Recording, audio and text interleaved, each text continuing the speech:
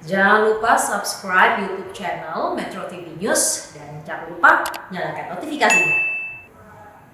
Kebijakan PPKM darurat mulai berlaku sejak kemarin 3 Juli hingga 20 Juli 2021. Apa saja aturan dalam PPKM darurat ini dan bagaimana penegakan sanksi dalam pengendalian PPKM darurat? Selengkapnya akan disampaikan dan dipaparkan langsung oleh rekan Vera Bahaswan. Vera, silakan. Ya, Marvin dan juga pemirsa, pemerintah mengambil kebijakan PPKM darurat khusus berlaku di wilayah Jawa dan juga Bali. Nah, tujuannya adalah untuk menurunkan laju kurva penularan COVID-19 yang telah mengakibatkan krisis kesehatan. Ada sejumlah aturan khusus dalam PPKM darurat ini. Apa saja? Simak datanya berikut ini.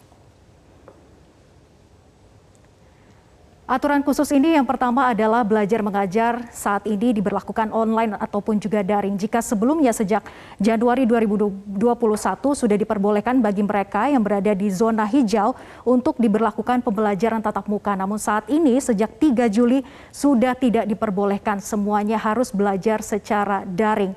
Kemudian 100% work from home atau bekerja dari rumah ini adalah untuk sektor non-esensial seperti pusat kebugaran, kemudian sektor kecantikan, klinik kecantikan, salon dan lain sebagainya ataupun juga hiburan. Nah, sementara itu pemerintah yang melayani pelayanan publik diperbolehkan untuk bekerja di kantor 25%. Tapi dengan catatan adalah dengan menerapkan protokol kesehatan yang ketat. Sementara untuk sektor esensial ini 50% work from office maupun juga 50% work from home. Dan ini diberlakukan bagi sektor esensial diantaranya seperti sektor perbankan, keuangan, pasar modal, teknologi informasi dan juga komunikasi. Sementara sektor kritikal ini 100% dibolehkan bekerja dari kantor. Dan ini seperti sektor kesehatan, kemudian juga industri makanan, minuman, kebutuhan dasar, utilitas dasar seperti listrik dan juga air. Kita lihat aturan khusus berikutnya. Kemudian jam operasional untuk pasar swalayan maupun juga pasar tradisional supermarket ini dibolehkan buka sampai pukul 8 malam dan pengunjung kapasitas maksimal 50%. Sementara untuk restoran maupun juga kafe, rumah makan ini tidak diperbolehkan untuk makan di tempat ataupun juga dine-in, tapi hanya dibolehkan untuk take away ataupun juga delivery. Nah, sementara untuk resepsi pernikahan ini diperbolehkan pemirsa, tapi hanya 30 orang saja dan tidak boleh makan di tempat. Sementara untuk apotik dan juga toko obat boleh buka 24 jam, konstruksi ini juga boleh beroperasi 100%. Dan PPKM Mikro di tingkat RT maupun juga RW yang sebelumnya sudah berlaku di zona-zona merah ini juga tetap diberlakukan. Jadi ada karantina di lokasi-lokasi RT maupun juga RW yang banyak warganya terpapar COVID-19. Sementara itu, untuk pusat perbelanjaan, tempat ibadah, fasilitas umum, kegiatan seni, budaya, olahraga, sosial kemasyarakatan, semuanya dilarang, ditutup sementara pemberlakuan PPKM darurat ini. Dan sementara itu pemirsa, data berikutnya. Nah, ini adalah aturan khusus PPKM darurat bagi perjalanan domestik di mana wajib untuk menunjukkan kartu vaksin baik menggunakan moda transportasi pribadi maupun juga transportasi umum. Yaitu kartu vaksin ini minimal dosis pertama, kemudian juga menunjukkan PCR H-2 ini khusus untuk pesawat udara. Ya, kemudian untuk selain dari pesawat udara, moda transportasi lain diperbolehkan antigen H-1. Kemudian ini hanya berlaku di wilayah Jawa dan Bali saja. Sementara untuk transportasi umum ini kapasitasnya juga diatur yaitu maksimal 70%, jadi masih harus memberlakukan physical distancing. Kemudian kendaraan logistik dan juga transportasi barang ini yang dikecualikan untuk tidak perlu menunjukkan kartu vaksin. Nah, sementara itu kita lihat lagi data berikutnya, ini adalah pertimbangan mengapa sebetulnya pemerintah akhirnya mengambil kebijakan PPKM darurat. Yang pertama karena memang angka kasus COVID-19 yang luar biasa meningkat tajam. Per hari kasus harian ini mencapai di atas 20 ribuan kasus. Nah, ini adalah data per sepekan terakhir pemirsa. Bisa dilihat dari 27 Juni ini angkanya adalah 21.342 pertambahan kasus harian. Sementara yang paling parah adalah kemarin 3 Juli 2021 ini rekor terbaru. Nyaris hampir 28 ribu kasus harian per hari. Sehingga kasus aktif di Indonesia saat ini adalah 281.677 kasus dan total kasus keseluruhan di Indonesia selama ini adalah 2.256.851. Peningkatan kasus yang tajam ini dikarenakan memang penyebaran kasus COVID-19 yang begitu hebat, ditambah lagi adanya varian Delta dengan percepatan penularan yang luar biasa, menginfeksi anak-anak. Dan kita lihat lagi pemirsa, akibatnya adalah bed occupancy rate di 6 provinsi ini melebihi batas yang ditentukan oleh WHO karena standarnya adalah 60%.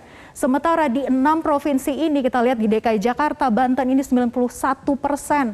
Kemudian Jawa Barat 89,7%, Jogja dan juga Jawa Tengah 87,6%, sementara Jawa Timur 79%.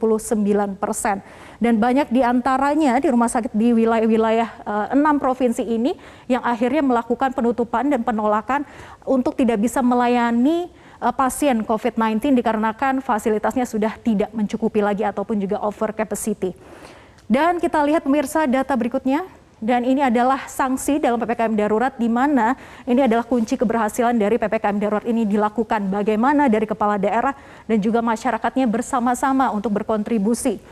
Yaitu untuk gubernur, bupati dan juga wali kota. Jika kepala daerah ini tidak menjalankan aturan PPKM darurat, maka dapat diberikan teguran oleh menteri secara tertulis berturut-turut 2 kali. Tapi jika masih juga melanggar maka akan diberhentikan sementara. Pemberhentian berlaku selama 3 bulan. Tapi jika sudah dihentikan selama 3 bulan masih saja juga tidak memberlakukan program strategis nasional maka akan diberhentikan dari jabatannya. Nah kemudian bagaimana dengan pelaku usaha restoran maupun juga pusat perbelanjaan maupun juga transportasi umum. Bagi mereka yang melanggar maka akan diberikan sanksi administratif, teguran, dan kemudian yang paling parah akan langsung dilakukan penutupan usahanya. Sementara bagi masyarakat umum, mereka yang tidak menjalankan protokol kesehatan dan juga aturan sesuai dengan PPKM darurat yang tadi sudah kami sampaikan di awal, maka sesuai dengan Undang-Undang Nomor 4 Tahun 1984, Pasal 14 sesuai dengan Undang-Undang tentang wabah penyakit menular, maka akan diberikan ancaman hukuman maksimal 1 tahun penjara maupun juga denda Rp1.000.000 bagi mereka yang sengaja melakukan pelanggaran ataupun juga menghalangi penanggulangan wabah penyakit menular. Tapi jika tidak sengaja berdasarkan dengan kealpaannya maka didenda Rp500.000. Dan sesuai dengan aturan Undang-Undang Kekarantinaan Kesehatan Nomor 6 Tahun 2018, ini bagi mereka yang menghalangi penanggulangan COVID-19 di suatu wilayah, maka dapat diancam dengan denda maksimal Rp100 juta dan denda kurungan dan juga sanksi kurungan sampai dengan 1 tahun kurungan penjara. Nah selanjutnya pemirsa, bagaimanakah sebetulnya upaya pengawasan yang dilakukan? Ada sejumlah upaya yang dilakukan bersinergi antara TNI dan juga Polri.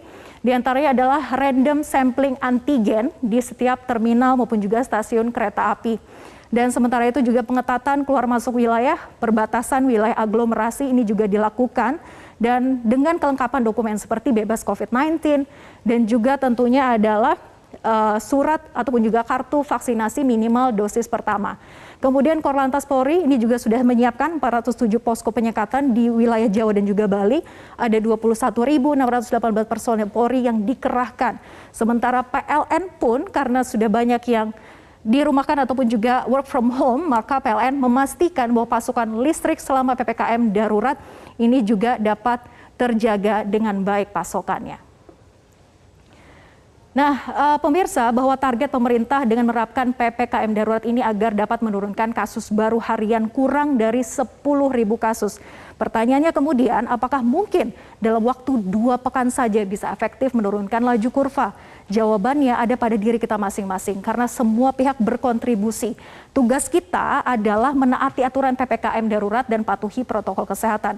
Sementara tugas dari pemerintah dan aparat adalah tegas dalam penegakan hukum bagi pelanggar aturan agar dapat memberikan efek jera dan PPKM darurat ini dapat memberikan hasil yang efektif. Demikian fact check untuk kali ini, saya kembalikan ke Marvin. Vera Basun, terima kasih untuk pemaparan Anda.